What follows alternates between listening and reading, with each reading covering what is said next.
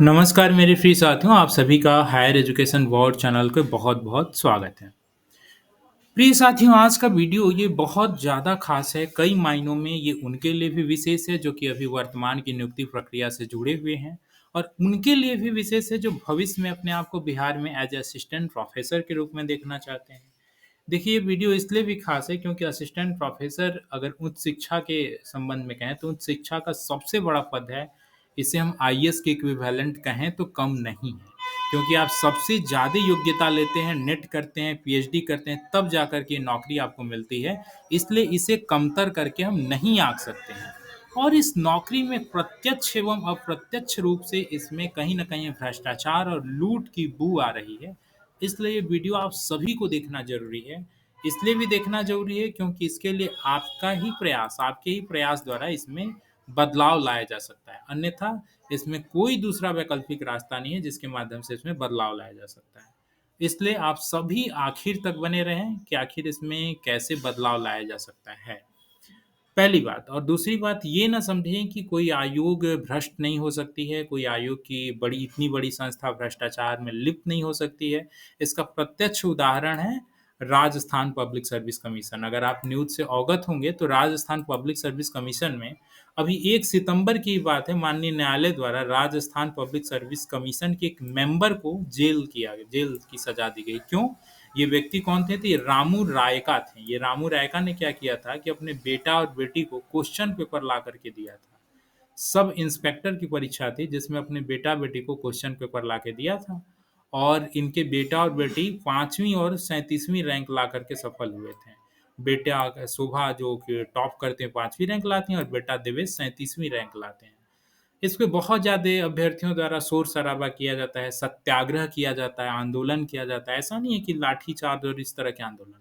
एक प्रकार का मुक्त सत्याग्रह ही आंदोलन होता है और उसके बाद ये होता है कि आखिरकार इंक्वायरी बिठाई जाती है और परिणामतः यह होता है कि जब दोबारा इन अभ्यर्थियों की परीक्षा ली जाती है, तो उनके 0 अंक आते हैं।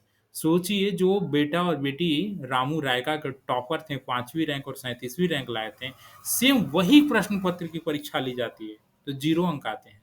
तो सोचिए, जब वहाँ पर ऐसा हो सकता है, तो ऐसा बिहार में क्यों नहीं हो सकता है?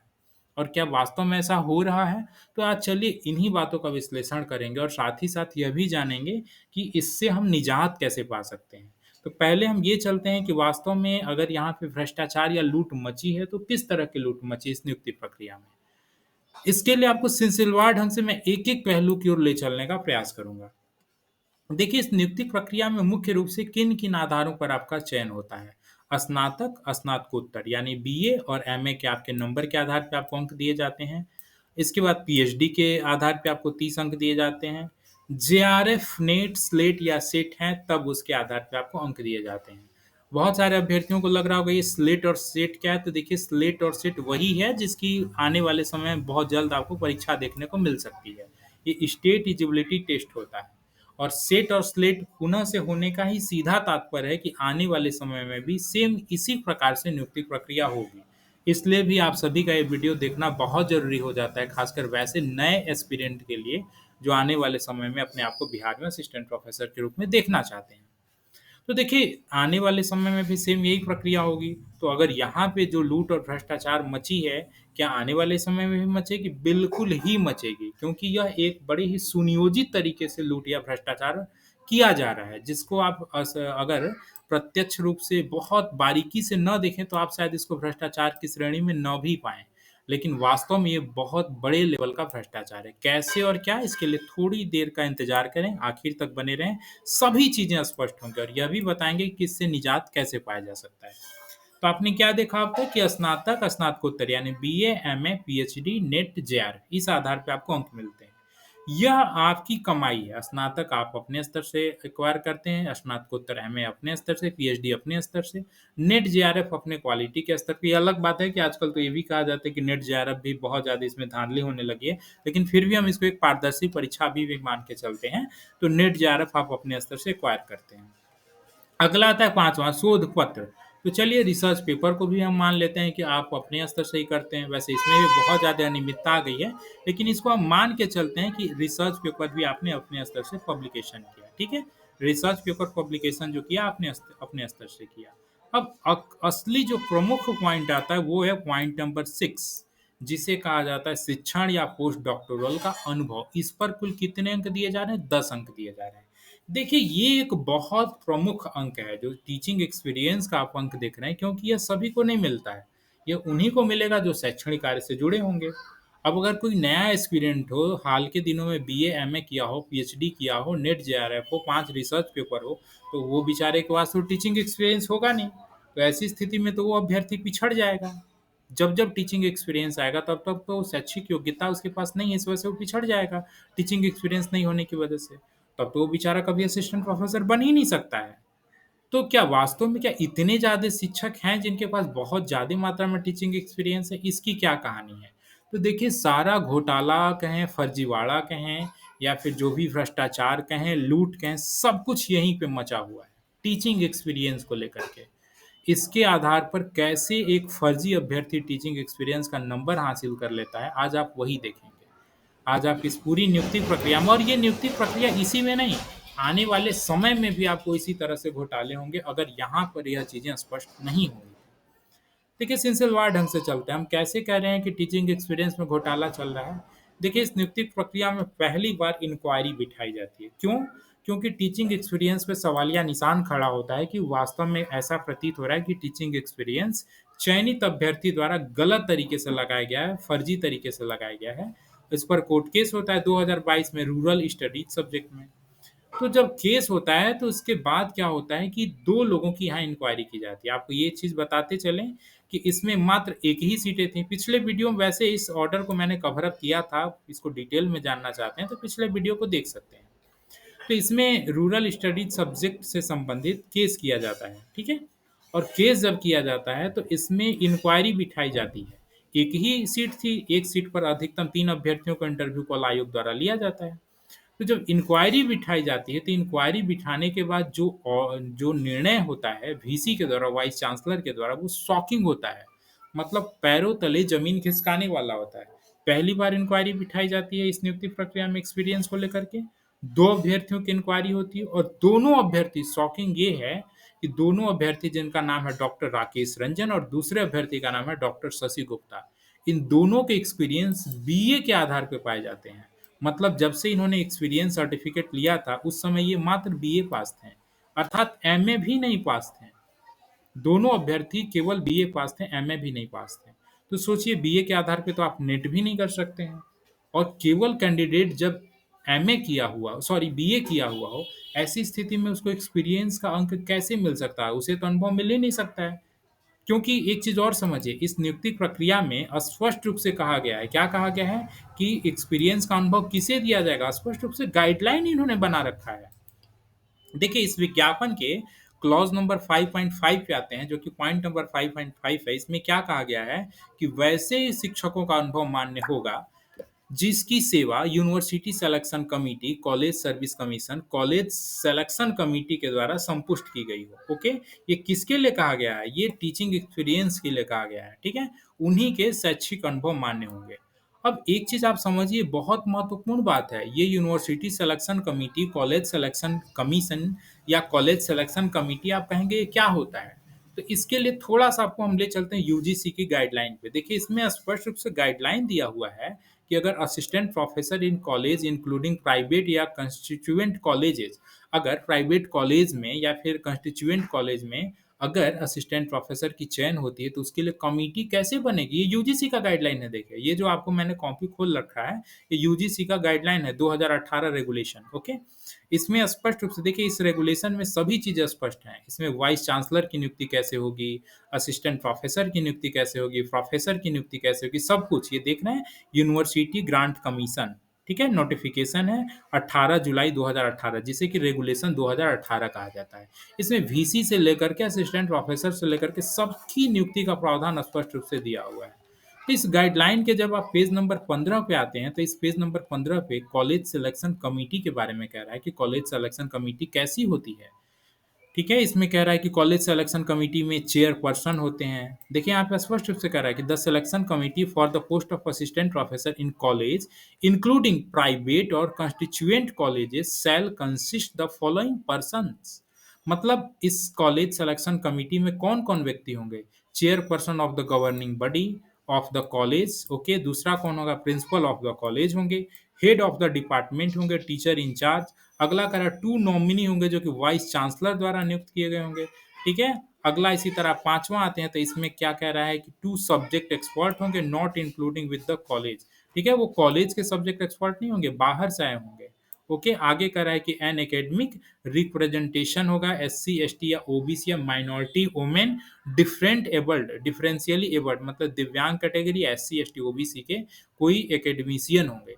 मतलब इतने लोगों की सदस्यता होगी तब जाकर के पूरा कॉलेज सिलेक्शन कमिटी बनेगी। और विज्ञापन में यही चीज कहा गया है, उसी कमिटी की बात कही जा रही है कि अभ्यर्थी को जिनको अनुभव का लाभ मिलेगा उनका चयन इसके द्वारा, इस तरह की कमिटी के द्वारा ही हुआ होना चाहिए, उसे ही अनुभव का लाभ मिलेगा। लेकिन इंक्वायरी में आपने क्या देखा? जो कोर्ट के निर्णय के बाद जो पहली बार, मात्र इस पूरी नियुक्ति प्रक्रिया में पहली बार इंक्वायरी हुई है, 2 अभ्यर्थियों की इंक्वायरी हुई और दोनों अभ्यर्थियों का एक्सपीरियंस सर्टिफिकेट फर्जी पाया गया। क्या था? इन लोगों के द्वारा बीए के ही आधार पे एक एक्सपीरियंस सर्टिफिकेट बनाए गए थे। इसमें क्या होता है, परिणाम क्या होता है, इसमें हम डिटेल नहीं जाएंगे। पिछले वीडियो में देखिएगा कि इनके संग क्या निर्णय कोर्ट ने दिया। लेकिन हम आगे बढ़ते हैं कि जब इस तरह की बातें, मात्र इंक्वायरी 2 अभ्यर्थियों को इस नियुक्ति प्रक्रिया में और दोनों का फर्जी पाया गया, तो क्या वास्तव में अन्य भी अभ्यर्थियों का फर्जी पाया जा सकता है? बिल्कुल ही पाया जा सकता है। ऐसा मैं क्यों कह रहा हूँ? क्योंकि देखिए आयोग के द्वारा इस नियुक्ति प्रक्रिया में मात्र एक्सपीरियंस सर्टिफिकेट मांगा जा रहा है। क्या मांगा जा रहा है? अनुभव का लाभ जिन्हें भी मिलना है उन्हें केवल एक्सपीरियंस सर्टिफिकेट मांगा जा रहा है और उनसे क्या कहा जा रहा है कि रजिस्ट्रार का सिग्नेचर हो और प्रिंसिपल का सिग्नेचर हो, काउंटर साइन किया हुआ हो, बस। अगर ये दोनों चीजें हैं तो आपको एक्सपीरियंस का लाभ मिल जाएगा। तो आप तो एक्सपीरियंस का लाभ जो देंगे एक्सपीरियंस सर्टिफिकेट के आधार पे, उसमें क्या लिखा रहेगा? उसमें तो ये लिखा रहेगा कि अभ्यर्थी ने कब से कब तक नौकरी की है। लेकिन यह तो नहीं लिखा रहेगा ना कि इसका जॉब कैसे लगा, वास्तव में ये जेन्युइन सर्टिफिकेट भी है कि नहीं, इसकी प्रामाणिकता की कैसे जांच होगी? क्योंकि आप तो कॉलेज दर कॉलेज, कॉलेज दर कॉलेज क्रॉस वेरिफिकेशन नहीं कर पाएंगे। ये असंभव है कॉलेज दर कॉलेज क्रॉस वेरिफिकेशन करना, क्योंकि अखिल भारत स्तर की नौकरी है। इसमें देश भर के विश्वविद्यालय के, संस्था के, कॉलेज के असिस्टेंट प्रोफेसर आ सकते हैं। तो आप कॉलेज दर कॉलेज क्रॉस वेरिफिकेशन नहीं कर सकते हैं और ये संभव भी नहीं है। अगर हम इस तरह के सर्टिफिकेट पर सवालिया निशान खड़ा करें तब तो फिर यह भी कहा जा सकता है कि बीए का भी सर्टिफिकेट फर्जी हो सकता है, एमए का भी मार्कशीट फर्जी हो सकता है। जी हाँ, इसीलिए वो फर्जी न हो इस वजह से बीए का सर्टिफिकेट मांगा जाता है। एमए के मार्कशीट के साथ साथ एमए का सर्टिफिकेट मांगा जाता है। आप एमए के मार्कशीट केवल आधार पे क्या दे देंगे क्या नौकरी? क्या उसको मान लेंगे? नहीं मानेंगे। क्यों? क्योंकि आप एमए का सर्टिफिकेट भी मांगते हैं। क्यों? ताकि ये प्रमाणित हो सके कि वास्तव में अभ्यर्थी ने इस विश्वविद्यालय से एमए कर रखा है, वास्तव में इस अभ्यर्थी ने बीए कर रखा है। आप सर्टिफिकेट भी मांगते हैं। तो फिर टीचिंग एक्सपीरियंस वाले पर आप केवल एक्सपीरियंस सर्टिफिकेट के आधार पर कैसे आखिर अभ्यर्थी का चयन कर ले रहे हैं? केवल टीचिंग एक्सपीरियंस। और एडवर्टीजमेंट का आपको जो क्लॉज नंबर 5.5 है, जो कि कह क्या रहा है कि university selection commission, college selection commission या फिर कॉलेज सिलेक्शन कमिटी के द्वारा चयन हुआ होना चाहिए, उसका क्या? वो तो आप चीज मांग ही नहीं रहे हैं। और आपने देखा ना यूजीसी की गाइडलाइन में कितनी जटिल प्रक्रिया है, जो कि मैंने आपको अभी अभी दिखाया। यूजीसी की गाइडलाइन में क्या क्या कहा जा रहा है, उस कमेटी में कौन कौन लोग होंगे। तो ये तो रियल है कि ये संभव नहीं है ये जांच कर पाना कि अभ्यर्थी का चयन क्या इसी कमेटी के द्वारा हुआ है कि नहीं। लेकिन आप कम से कम अभ्यर्थी की क्या ज्वाइनिंग रिपोर्ट नहीं मान सकते हैं क्या? अभ्यर्थी वास्तव में असिस्टेंट प्रोफेसर है कि नहीं, इसकी जांच करने के लिए आप ज्वाइनिंग रिपोर्ट तो मांग ही सकते हैं ना। और एक चीज और मजेदार बात देखिए, इसी बिहार के ही विश्वविद्यालय में जब गेस्ट टीचर की नियुक्ति निकलती है, जो कि ललित नारायण मिथिला यूनिवर्सिटी में, उनके द्वारा देखिए टीचिंग एक्सपीरियंस का बेनिफिट ऐसे नहीं दिया जाता है। उनके द्वारा टीचिंग एक्सपीरियंस देखिए स्पष्ट रूप से कहा जा रहा है कि टीचिंग एक्सपीरियंस दे, जिनको भी to get the benefit of teaching experience they are required to submit the following documents. वो कह रहे हैं कि जिनको भी टीचिंग एक्सपीरियंस चाहिए उसको फॉलोइंग डॉक्यूमेंट सबमिट करना होगा। और फॉलोइंग डॉक्यूमेंट में क्या क्या मांग रहे हैं? Self attested copy of the advertisement through which they are appointed. मतलब ये चीज मांग रहे हैं कि एडवर्टीजमेंट का दीजिए। दूसरा क्या मांग रहे हैं कि आपका सिलेक्शन कमिटी के द्वारा हुआ है कि नहीं हुआ, वो चीज़ दीजिए। सेल्फ अटेस्टेड कॉपी माँग रहे हैं कमीशन या सिलेक्शन कमीशन की। चौथा आप देख रहे हैं कि self attested copy interview letter तक की माँग रहे हैं। पाँचवाँ ये self attested copy appointment letter माँग रहे हैं, self attested copy joining report माँग रहे हैं, सेल्फ अटेस्टेड कॉपी अप्रूवल और confirmation letter issued by the university या कंसर्न यूनिवर्सिटी, ये चीज़ माँग रहे हैं। मतलब गेस्ट टीचर की नियुक्ति के लिए एक्सपीरियंस का लाभ देने के लिए एक विश्वविद्यालय द्वारा देखिए इतनी चीज़ें माँगी जा रही हैं, जो कि परमानेंट नहीं है, मात्र 11 महीने की नौकरी है। 11 महीने की नौकरी में भी टीचिंग एक्सपीरियंस का बेनिफिट जो दिया जाता है, उसके लिए ये चीज़ें माँगी जा रही हैं। और परमानेंट जॉब जो कि एक आईएएस के इक्विवेलेंट जॉब है, वहाँ पे आप क्या कर रहे हैं? मात्र एक एक्सपीरियंस सर्टिफिकेट के आधार पे। और क्या एक्सपीरियंस सर्टिफिकेट बनाना वास्तव में बहुत मुश्किल काम है क्या? आज वो भी आपको दिखा देते हैं। देखिए, ये अभ्यर्थी डॉक्टर जितेंद्र कुमार सिंह का एक्सपीरियंस है। इनकी भी कहानी बताएँगे। इनके संग भी एक बहुत बड़ी आयोग के द्वारा दुर्घटना की गई है। तभी तो हम कह रहे हैं कि ये लूट मची हुई है। आपको अभी इनके भी संबंध में दिखाएँगे कि इनके संग क्या हत्याकांड किया गया है। उसे हम हत्याकांड ही कहेंगे।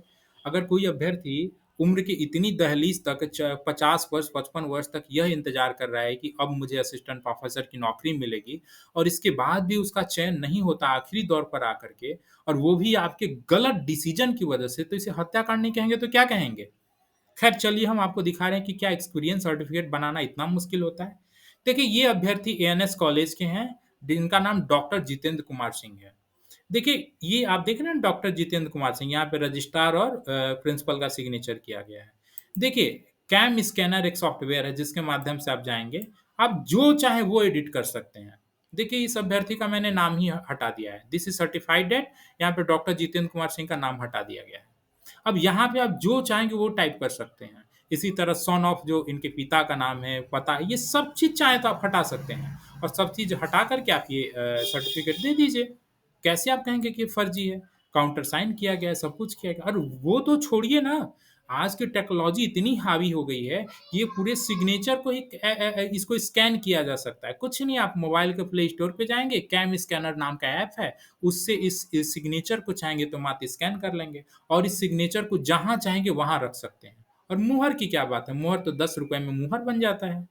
तो इस तरह के आधार पे बहुत सारे अभ्यर्थियों द्वारा, ये मेरी जानकारी में मैं बता रहा हूँ, बहुत सारे अभ्यर्थियों द्वारा एक्सपीरियंस सर्टिफिकेट इश्यू किए गए हैं। और अगर आप उनको नंबर दे रहे हैं मात्र इस सर्टिफिकेट के आधार पे, तो क्या ये उचित है? यह तो जो वास्तव में एक्सपीरियंस का बेनिफिट लिए हुए अभ्यर्थी हैं, उनके संग समानता के अधिकारों का हनन है। या नहीं तो जिनको एक्सपीरियंस सर्टिफिकेट है ही नहीं, उनके संग भी उनकी समानता का हनन है। एक ऐसे फर्जी अभ्यर्थी जिसका एक्सपीरियंस है ही नहीं, आप उसको दे रहे हैं, तो फिर इसके लिए क्या होना चाहिए? इसके लिए आखिर ये फर्जी लूट कैसे मची है, इसको दूर कैसे किया जाए?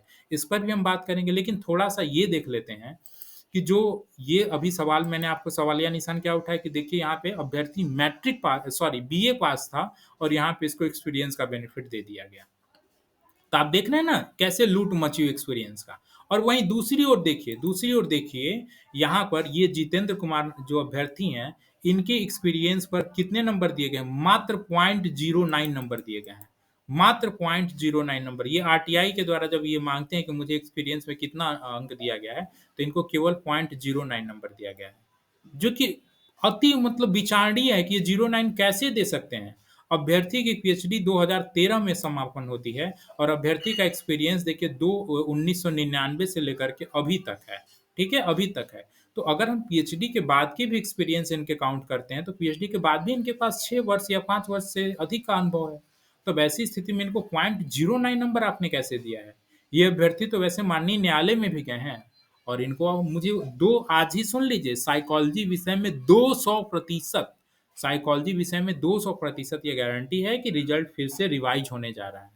क्योंकि ऐसे-ऐसे बहुत सारे अभ्यर्थी हैं जिनके संग इस तरह का फर्जीवाड़ा किया गया है आयोग के द्वारा। इसे फर्जीवाड़ा ही कहेंगे, क्योंकि जब आप 0 अच्छा मज़ेदार बात ये है कि एक्सपीरियंस का जो अंक दिया जा रहा है, 1 वर्ष के लिए कितने अंक दिया जा रहा है? 2 अंक। आप देख पा रहे हैं यहाँ पे 1 वर्ष के लिए स्पष्ट रूप से लिखा गया है कि शिक्षण पोस्ट डॉक्टोरल का अनुभव प्रत्येक 1 वर्ष के लिए 2 अंक दिया गया है। यानी 1 वर्ष में कुल कितने दिन होते हैं? 365 दिन होते हैं। आप 2 में अगर 365 का भाग भी देंगे, तब भी 0.1 या 2 आएगा। अगर 2 में 365 का भाग देंगे तो 0.1 या 2 आएगा। यानी कि इनको 1 दिन का भी अंक नहीं दिया गया है। मज़ेदार बात ये है कि अभ्यर्थी को आपने 1 दिन का भी अंक नहीं दिया है। तो क्या फिर अभ्यर्थी को आपने घंटे का एक्सपीरियंस दिया है क्या? 2-4 घंटे का अंक दिया है क्या? 0.09 क्योंकि 1 दिन के भी एक्सपीरियंस का ये अंक नहीं होता है 0.09 और वैसे तो 1 दिन का दिया भी नहीं जा सकता है। मिनिमम आप महीने की बात कहे हैं। तो 1 दिन का भी जो अंक नहीं होता है, वो घंटे में होता है, तो ये आपने कैसे किया है ये चो? और यह सब चीज़ें तो तब पता चल रही हैं जब मात्र 1 से 2% सूचनाएँ बाहर आ रही हैं। बाकी सारी सूचनाएँ तो गुप्त हैं, कुछ जानकारी ही नहीं है कि अंदर-अंदर क्या चल रहा है। तो जब इस तरह का घपला चल रहा है और दूसरी बात जब आप ये संभव नहीं है कि एक्सपीरियंस सर्टिफ़िकेट का क्रॉस वेरिफ़िकेशन किया जाए। संभव ही नहीं है और जब तीसरी बात ये है कि जब पहली बार इंक्वायरी होती है और इंक्वायरी में ये पाया जाता है कि बीए का अभ्यर्थी भी जब एक्सपीरियंस सर्टिफिकेट लगाया हुआ है, तो फिर क्यों ना आपको अपने डिसीजन में कुछ चेंजेस लाना चाहिए। आपको एटलीस्ट आपको तो एलएनएमयू से सीखना चाहिए जो आप ही के राज्य के विश्वविद्यालय हैं, ललित नारायण मिथिला यूनिवर्सिटी, जो कि गेस्ट टीचर की बहाली के लिए भी वो किस-किस तरह से क्या-क्या चीज़ माँग रहे हैं एक्सपीरियंस के लिए। तो इसलिए आपको भी कम से कम क्या-क्या करना चाहिए? कम से कम आपको भी जॉइनिंग रिपोर्ट माँगना चाहिए, अपॉइंटमेंट लेटर माँगना चाहिए, सैलरी स्लिप माँगना चाहिए। अगर ये तीनों चीज़ माँग लेते हैं, तो ये तीनों चीज़ से पूर्णतः स्पष्ट हो जाएगा कि अभ्यर्थी वास्तव में जेन्युइन है या नहीं है। क्योंकि इस तीनों के अलावा और चीज़ तो कुछ बचता नहीं है माँगने के लिए। अगर ये तीनों चीज़ हो जाती है, क्या-क्या जॉइनिंग रिपोर्ट इससे पता चल जाएगा कि अभ्यर्थी जॉइनिंग कैसे हुई है। अपॉइंटमेंट लेटर माँग लेते हैं, ये भी पता चल जाएगा अपॉइंटमेंट लेटर कैसे हुआ है। सैलरी स्लिप माँग लेते हैं, उससे पता चल जाएगा कि वास्तव में नौकरी कर भी रहा है कि नहीं कर रहा है। तब तो फर्जी एक्सपीरियंस का सीधे पर्दाफाश हो जाएगा, तो आपको कम से कम तो ये माँगना चाहिए। और अगर नहीं माँग रहे हैं, तो ये बताइए आप एडवर्टाइज़मेंट के क्लॉज़ नंबर 5.5 के लिए क्या माँग रहे हैं? कौन-सा दस्तावेज़ माँग रहे हैं? आपने क्या कहा शिक्षण अनुभव का लाभ उन्हें दिया जाएगा जिनका चयन university selection committee, college selection commission या कॉलेज सिलेक्शन कमिटी के द्वारा संपुष्ट किया गया हो। तो ये चीज़ें आप जब इससे संबंधित दस्तावेज़ कोई माँग ही नहीं रहे हैं, तो फिर आपको कैसे पता चलेगा कि वास्तव में अभ्यर्थी का चयन इसी नियम के तहत हुआ है? और वास्तव में जो अभ्यर्थी एक्सपीरियंस सर्टिफ़िकेट दिया है, वो जेन्युइन है कि नहीं, ये कैसे पता चलेगा? ये तो मज़ाक आपने बना रखा है नियुक्ति प्रक्रिया का। इस तरह से तो एक जेन्युइन अभ्यर्थी जो कि नेट किया है, पीएचडी किया है, जेआरएफ किया है और जिसके पास एक्सपीरियंस नहीं है, उसके तो अधिकारों का हनन हो रहा है।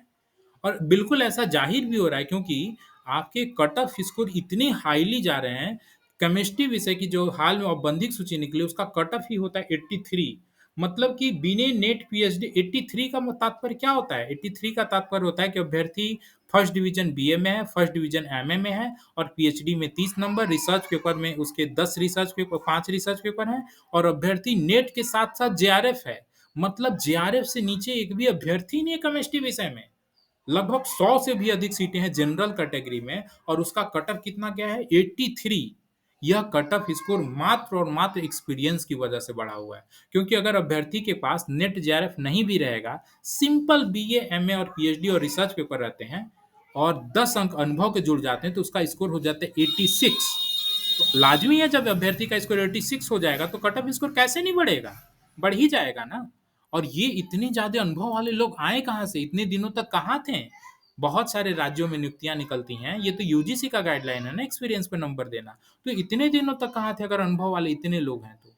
इसलिए यह पूर्ण रूप से ज़ाहिर हो रहा है कि फर्जी अनुभव आप दे रहे हैं, फर्जी अनुभव के आधार पे।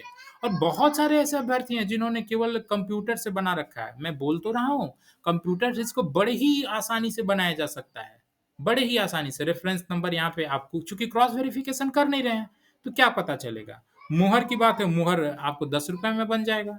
ये सभी चीज़ें मात्र 2 मिनट का काम है, कंप्यूटर से कोई भी एक स्मार्ट बच्चा इसको बना के रख देगा और आप इसी को जेन्युइन मान कर के इसके आधार पे नंबर दे दे रहे हैं। और दूसरी बात, सबसे प्रमुख बात, आपके सब्जेक्ट एक्सपर्ट क्या एग्ज़ामिन कर रहे हैं? अगर सब्जेक्ट एक्सपर्ट एग्ज़ामिन कर रहे होते, तो इन दोनों अभ्यर्थियों को आपने 10-10 अंक कैसे दिया? एक सब्जेक्ट एक्सपर्ट एक्सपीरियंस सर्टिफिकेट अगर इन दोनों अभ्यर्थियों का देखे होंगे, तो यहाँ पे एक्सपीरियंस सर्टिफिकेट तो स्पष्ट रूप से यहाँ पे देखिए दिख रहा है कि कब से कब है 2001 से लेकर के 26 जून 2019 तक का है। किसका? डॉक्टर शशि गुप्ता का। यानी इनका एक्सपीरियंस 2001 से जब 26 जून 2019 का है और इन्होंने तो एमए का भी सर्टिफिकेट दिया होगा, बीए का भी दिया होगा, बीए के मार्कशीट भी दिया होगा। तो आपने क्या वहाँ कोई मिलान नहीं किया क्या कि अभ्यर्थी का एमए कब हुआ है, बीए कब हुआ है? और अगर अभ्यर्थी का बीए ही केवल हुआ है और एमए 2001 में हुआ ही नहीं है, तो फिर अभ्यर्थी का एक्सपीरियंस कैसे आ गया? बीए का अभ्यर्थी तो एक्सपीरियंस ले नहीं सकता है। क्या बीए का अभ्यर्थी एमए के अभ्यर्थी को पढ़ा सकता है? एमए के स्टूडेंट को पढ़ा सकता है क्या? क्या बीए के आधार पे किसी भी आपने आज तक सुना है पूरे देश में कि बीए के आधार पे असिस्टेंट प्रोफेसर का चयन होता है? नहीं सुना होगा। होता ही नहीं है तो कहाँ से सुनेंगे आप? तो जब बीए के आधार पे अभ्यर्थी एक्सपीरियंस लगा रखा है, तब सब्जेक्ट एक्सपर्ट इसको नंबर कैसे दिए हैं भाई? सब्जेक्ट एक्सपर्ट क्या सर्टिफिकेट का केवल कलर देखने आ रहे हैं क्या? कि सर्टिफिकेट का इसकी थिकनेस कितनी है, मोटा सर्टिफिकेट है कि पतला सर्टिफिकेट है, इसके सिग्नेचर किस तरह का है, इसके नाम की शुद्धि है कि अशुद्धि है। आपसे तो कुछ भी पूछा जाता है आयोग से, तो आप सीधे टाल देते हैं कि हमारे सब्जेक्ट एक्सपर्ट ने इसको एग्जामिन किया है। तो सब्जेक्ट एक्सपर्ट क्या एग्जामिन कर रहे हैं? जब डेट दोनों का क्लैश कर रहा है, बीए के मार्क्स सर्टिफिकेट और इसके एक्सपीरियंस सर्टिफिकेट, और एक एक नहीं, दो अभ्यर्थियों की इंक्वायरी होती है और दोनों अभ्यर्थियों का मार्क्स इसी तरह क्लैश कर जाता है, जो दूसरा अभ्यर्थी उसके भी सर्टिफिकेट इसी तरह का क्लैश कर जाते हैं। ये तो माननीय न्यायालय के द्वारा एग्जामिन कराया गया, इसकी वेरिफिकेशन कराएगी, पूरा इन्वेस्टिगेशन कराया गया, तब जाकर के पता चला, अन्यथा ये सब चीजें तो पता ही नहीं चलती। ये सब चीजें तो पता ही नहीं चलती। तो सोचिए, दो अभ्यर्थी की मात्र इंक्वायरी हुई और मात्र ये दो अभ्यर्थियों की इंक्वायरी से पूरा पोल खुल जा रहा है कि आपके सब्जेक्ट एक्सपर्ट क्या एग्जामिन कर रहे हैं। तो प्लीज आप इसमें पारदर्शिता बरतें। और आप सभी अभ्यर्थी अब समझ चुके होंगे कि वास्तव में भ्रष्टाचार और लूट तो मची ही है। अगर नहीं मची रहती तो ऐसे पहली इंक्वायरी होती है और उसमें बीए के आधार पर एक्सपीरियंस का बेनिफिट नहीं मिलता, बीए के आधार पर नहीं मिलना चाहिए था। ओके, तो इसके लिए आप क्या कर सकते हैं? अब इस पे आते हैं कि इसके लिए आखिर कैसे निपटारा पाया जा सकता है। देखिए, हम सभी एक सामान्य नागरिक हैं और इसके लिए हम लोगों को एक अहिंसात्मक रास्ता ही अपना करके चलना होगा। और अहिंसात्मक रास्ता, और दूसरी बात, अहिंसात्मक रास्ता क्या है? आप आयोग को मेल करना शुरू करें। ठीक है? आप मेल कैसे करें? आयोग की ईमेल आईडी जो है, देखिए दो ईमेल आईडी है। एक ईमेल आईडी ये पब्लिक डोमेन में सामान्य रूप से बातचीत करने के लिए जारी किए हुए हैं, जिसका ईमेल आईडी क्या है? bsusc.education@bihar .gov.in। ठीक है, ये देखिए BSUSC की ईमेल आईडी है, bsusc.edn@bihar.gov.in। ये Bihar state university service commission की ईमेल आईडी है। इस ईमेल आईडी पे आप सभी, आप जहां भी हैं, आप अपने अपने ईमेल आईडी से इनको ईमेल करना शुरू करें। यही स्क्रीनशॉट ले लें। क्या है देख लीजिए। महोदय, सविनय निवेदन यह है कि बिहार असिस्टेंट प्रोफेसर नियुक्ति में पारदर्शिता बनाए रखने हेतु अनुभव का लाभ लेने वाले अभ्यर्थियों से विज्ञापन के पॉइंट नंबर 5.5 का अक्षरशः पालन करने हेतु कैंडिडेट की joining report, appointment letter, salary slip आवश्यक रूप से मांगना सुनिश्चित करें। इस चीज को आप एक मुहिम बना दें। आप जहां भी हैं, जैसे भी हैं, सभी ईमेल आईडी ईमेल करना शुरू करें। और एक दिन ईमेल ना करें, आप रोज ईमेल करें। अगर आयोग नहीं थक रहा है इस चीज को, इस तरह की घटनाक्रम करते करते, तो फिर आप क्यों थकेंगे? रोज इनको ईमेल करें। और हायर एजुकेशन वर्ड चैनल का ग्रुप है, बहुत सारे व्हाट्सएप ग्रुप हैं हायर एजुकेशन वर्ड चैनल के। मैं अपने स्तर से तो प्रत्येक ग्रुप से ये ईमेल करवाऊंगा ही करवाऊंगा, और आप सब भी ईमेल करें। एक चीज ध्यान रखें, आयोग बड़ी चालाकी से वो कई ईमेल का इस्तेमाल करता है। एक ईमेल वो है जो कि पब्लिक डोमेन में दे रखा है अपनी वेबसाइट पे। आप आयोग की वेबसाइट पे जाएंगे, कॉन्टेक्ट अस में, तो यहाँ पे इन्होंने ईमेल आईडी दे रखा है, जिसपे जो कि मैंने आपको ईमेल आईडी दिखाया। देखिए, यही ईमेल आईडी है bsusc.edn@bihar.gov.in। इस ईमेल आईडी पर यह सामान्य बातचीत करने के लिए इन्होंने लिख रखा है, लेकिन इस ईमेल आईडी पर वो बहुत ज़्यादा ध्यान देते नहीं हैं। इसलिए फिर आप कहेंगे तब कैसे इनको ईमेल आईडी करें? देखिए, जब भी किसी विषय की औपबंधिक सूची निकलती है, ऑनगोइंग अपॉइंटमेंट में आप जाएंगे तो यहाँ पे जिस जिस विषय की औपबंधिक सूची निकली रहती है, यहाँ पे लिखा रहता है। सबसे आखिरी बार किसकी औपबंधिक सूची निकली थी? ज्योग्राफी विषय की निकली थी। ये देख रहे हैं ना, सीरियल नंबर 8 पे। ये ज्योग्राफी विषय की देखिए, provisionally eligible in eligible application. तो जब प्रोविजनली एलिजिबल और इन एलिजिबल अप्लीकेशन का ये निकालते हैं कैंडिडेट का, तो उसमें ये मांगते हैं, बहुत सारे अभ्यर्थियों से कुछ कुछ दस्तावेज छूट गए रहते हैं। तो वो उन अभ्यर्थियों से एक ईमेल आईडी से वो सब चीज़ें मांगते हैं कि आप ये चीज़ें दीजिए। तो उस ईमेल आईडी पर आपका ईमेल करना बहुत ज़रूरी है। ठीक है? तो आप इंतज़ार करें, जिस विषय की भी औपबंधिक सूची निकलेगी, उस ईमेल आईडी पे। अच्छा, ये ईमेल आईडी ये सेपरेट बनाते हैं। ये इसलिए सेपरेट बनाते हैं ताकि इनको किसी प्रकार की दिक्कत ना हो। एक जनरल ईमेल आईडी अलग रखते हैं जो कि मैंने आपको दिखाया bsveducation.education@bihar.gov.in। ये जनरल ईमेल आईडी रखते हैं इस पे कि ताकि सभी लोग का मैसेज आए। लेकिन एक सेपरेट ईमेल आईडी कौन सा रखते हैं, वो उस विषय संबंधित रखते हैं ताकि उनको किसी प्रकार की परेशानी न हो, और इस ईमेल आईडी के प्रत्येक मैसेज को ये ध्यान से देखते हैं। तो अभी हाल-फिलहाल में तो कोई औपबंधिक सूची नहीं आई है। लेकिन जैसे ही औपबंधिक सूची आती है तो एकदम आखिरी के पेज पे आप आइएगा। देखिए ये ज्योग्राफी की औपबंधिक सूची है। ये देखिए ये किसकी है? ज्योग्राफी आप देख पा रहे हैं, और ज्योग्राफी में जब सबसे आखिरी पेज पे आते हैं 175 पेज का ये देखिए है, और सबसे आखिरी पेज पे आते हैं, इसमें देखिए ईमेल आईडी दिया हुआ है। देखिए ये ईमेल आईडी दूसरा है। ये ईमेल आईडी क्या है? bsvsc.edn@gmail.com। और जनरल बातचीत करने के लिए जो आपने ईमेल आईडी देखा वो क्या था? bsvsc.education@bihar.gov.in। ये देखिए जनरल बातचीत करने के लिए। लेकिन अभ्यर्थियों से जो-जो चीज़ें माँगी जा रही हैं उसके लिए देखिए इनका ईमेल आईडी अलग है। तो आप ध्यान रखिएगा, जब भी किसी विषय की औपबंधिक सूची आएगी और जिस डेट से ये दस्तावेज़ माँगना शुरू करेंगे, जैसे देखिए इसमें क्या करा है, किसी भी अभ्यर्थी को यदि किसी प्रकार की दावा आपत्ति हो तो 18/8/2024 के अपराह्न 5 बजे तक ये चीज़ें उनको भेजनी थी। तो आप जिस दिन ये सूचना निकल ली, उसी दिन से 18/8/2024 तक, मतलब जिस डेट तक मेंशन होगा, आप रोज़ ईमेल करें, रोज़ ईमेल करें, सैकड़ों, हज़ारों की संख्या में ईमेल करें। क्या ईमेल करेंगे? जो चीज़ मैंने आपको अभी-अभी दिखाया। क्या चीज़ आपको ईमेल करना है? बस यही करना है कि महोदय, सविनय निवेदन यह है कि बिहार असिस्टेंट प्रोफेसर नियुक्ति में पारदर्शिता बनाए रखने हेतु अनुभव का लाभ लेने वाले अभ्यर्थियों से विज्ञापन के पॉइंट नंबर 5.5 का अक्षरशः पालन करने हेतु कैंडिडेट की joining report, appointment letter, salary slip आवश्यक रूप से मांगना सुनिश्चित करें। देखिए एक चीज़ याद रखिए, जब तक ये नहीं मांगा जाएगा, वास्तव में जो रियल एक्सपीरियंस के बेनिफिटेड कैंडिडेट हैं, उनको इसका अनुभव का लाभ नहीं मिलेगा। आपको जान के ताज्जुब होगा, पोस्ट डॉक्टोरल एक्सपीरियंस संबंधी जो फॉरेन से किए हुए हैं, अमेरिका से किए हुए हैं, ब्रिटेन से किए हुए हैं, उनके लिए तो आयोग कुछ गाइडलाइन ही नहीं बनाया हुआ है। उनको सीधे ठंडे बस्ते में डाल दे रहा है, उनको किसी प्रकार के एक्सपीरियंस का लाभ नहीं दे रहा है। वैसे लोग तो वैसे कोर्ट में भी उनको जाना चाहिए, और बहुत सारे लोग जा भी रहे हैं कि जो विदेशों से पढ़े लिखे हैं, विदेशों के एक्सपीरियंस, उसका क्या? क्या आप विदेश के एक्सपीरियंस को मानेंगे ही नहीं क्या?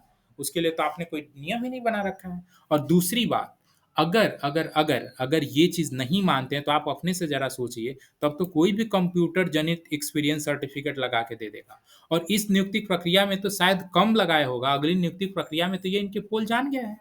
अगली नियुक्ति प्रक्रिया में तो भरमार हो जाएगी फर्जी एक्सपीरियंस सर्टिफिकेट की। सभी लोग इसी तरह के कंप्यूटर जनित एक्सपीरियंस सर्टिफिकेट बना-बना के आयोग को देंगे, और आयोग उस आधार पे उनको 10-10 अंक देगा। तब तो ये फर्जीवाड़े का क्या बोले, नंगा नृत्य होगा। इससे बड़ा क्या नंगा नृत्य होगा फर्जीवाड़े का, और इससे बड़ा क्या होगा नंबर के लूट का। ठीक है? तो इस तरह के भ्रष्टाचार और लूट से अगर आपको बचना है तो आयोग को अधिक से अधिक मात्रा में ईमेल करना अभी से आप शुरू कर दीजिए। अभी आप फिलहाल जनरल ईमेल आईडी पे करेंगे, क्योंकि अभी कोई औपबंधिक सूची इनके द्वारा नहीं निकली है। जनरल ईमेल आईडी क्या होगा? जनरल ईमेल आईडी देखिए ये होगा bsvsc.education@bihar.gov.in। इस पर आप ईमेल करना शुरू करें। रोज़ ईमेल करिए, एक दिन नहीं, रोज़ ईमेल करिए, जब तक ये कोई संशोधन नहीं ला देते हैं। और औपबंधिक सूची जब विशेष रूप से निकल जाती है, तब तो आप इसके को एक युद्ध मान लीजिए। जैसे ही किसी विषय की कोरिजेंडम लिस्ट या औपबंधिक सूची निकलती है, जिसमें कि ये प्रमाण पत्र मांगने संबंधित ईमेल आईडी देते हैं, उस ईमेल आईडी पे आप युद्ध स्तर पर ईमेल करेंगे। अगर ये अभ्यर्थियों को परेशान कर रहे हैं, तो आप क्यों नहीं इन्हें परेशान करेंगे? आपको भी परेशान। और दूसरा, क्या अभ्यर्थी के पास रास्ता है? आप ही बताएँ, दूसरा तो कोई रास्ता है नहीं सत्याग्रह के अलावा। हाँ, और एक चीज़ और, आप जिस भी किसी अभ्यर्थी के फर्जी एक्सपीरियंस या फर्जी सर्टिफिकेट इस तरह के आप देख रहे हैं या पा रहे हैं, आपकी जानकारी में हैं, माननीय न्यायालय के संज्ञान में ज़रूर लाएँ। तभी देखिए चीज़ें स्पष्ट होंगी। जिनका भी आपकी नज़रों में किसी भी प्रकार के फर्जी एक्सपीरियंस सर्टिफिकेट या कुछ भी है, आप उनको ज़रूर माननीय न्यायालय के संज्ञान में लाएँ। एक चीज़ याद रखें, एक्सपीरियंस का बेनिफिट अगर आपकी नज़रों में ऐसे कोई भी अभ्यर्थी हैं, जिनको पीएचडी के समय का दिया गया हो या फिर पीएचडी के पूर्व का दिया गया हो, वो समझिए कि फर्जी बेनिफिट दिया गया है। क्यों? क्योंकि पीएचडी के पहले का एक्सपीरियंस का लाभ नहीं दिया जा रहा है। अगर कैंडिडेट केवल एमए किया हुआ है, तब उसको किसी भी प्रकार से एक्सपीरियंस का बेनिफिट नहीं दिया जा रहा है। और ये चीज़ मैं मनगढ़ंत नहीं कह रहा हूँ, ये बहुत सारे आरटीआई के आधार पे, ठीक है? जैसा कि अभ्यर्थियों को एक्सपीरियंस का जिनका सर्टिफिकेट था, और अगर उनके पीएचडी के पहले के एक्सपीरियंस थे, तो उनको नंबर नहीं दिया गया। तो इससे तो यही स्पष्ट प्रमाणित होता है कि उनको पीएचडी के पूर्व का नंबर नहीं दिया जा रहा है। अगर आपकी नज़रों में कोई भी ऐसे अभ्यर्थी हों जिनको पीएचडी के पूर्व का नंबर दिया गया हो या पीएचडी के समय का नंबर दिया गया हो, तो समझिए कि पक्षपातपूर्ण रवैया आपके संग अपनाया जा रहा है। ठीक है? तो आप इन सब चीज़ों को फॉलो करें और इस वीडियो को अधिक से अधिक शेयर करें ताकि लोगों में जागरूकता आए और इस लूट और फर्जीवाड़े से वर्तमान की तो नियुक्ति को बचाएं ही बचाएं, आने वाले समय में भी नियुक्तियां जो होंगी 2025 में एक संभावना बनी हुई है, उसमें भी कम से कम ये फर्जीवाड़े को बचाएं। और बहुत मुझे मालूम है इस वीडियो के समापन के बाद बहुत सारे लोग कहेंगे कि ये एक्सपीरियंस और इस तरह के पीआई इंडेक्स के आधार पर चयन ही बेकार है, परीक्षा के आधार पर होना चाहिए। तो देखिए परीक्षा हो या कुछ भी किसी भी तरह से हो, अगर भ्रष्टाचार होना रहेगा तो वो तो होके ही रहेगा। आपको अभी-अभी मैंने रामू रायका का दिखाया ना, आयोग के मेंबर थे राजस्थान पब्लिक सर्विस कमीशन के और क्या किए? वो अपने बेटा-बेटी को ले आके क्वेश्चन पेपर ही दे दिए। इसलिए अगर भ्रष्टाचार या लूट मचाने वाला व्यक्ति होगा, तो वो तो परीक्षा के आधार पे कराएँगे तब भी लूट मचाएगा ही मचाएगा। इसलिए चाहे नियमावली जो भी हो, हम नियमावली में हेर-फेर नहीं कर सकते हैं क्योंकि वो शिक्षाविदों का काम है। नियमावली चाहे जो भी हो, लेकिन उसमें पारदर्शी तरीके से चीज़ों को अप्लाई किया जाए। पारदर्शी तरीके से नियमावली का पालन हो, ठीक है? किसी भी प्रकार से उल्लंघन ना हो। और यहाँ पे तो साफ विज्ञापन का ही उल्लंघन हो रहा है ना, एडवर्टाइज़मेंट के क्लॉज़ नंबर 5.5 को माना ही नहीं जा रहा है।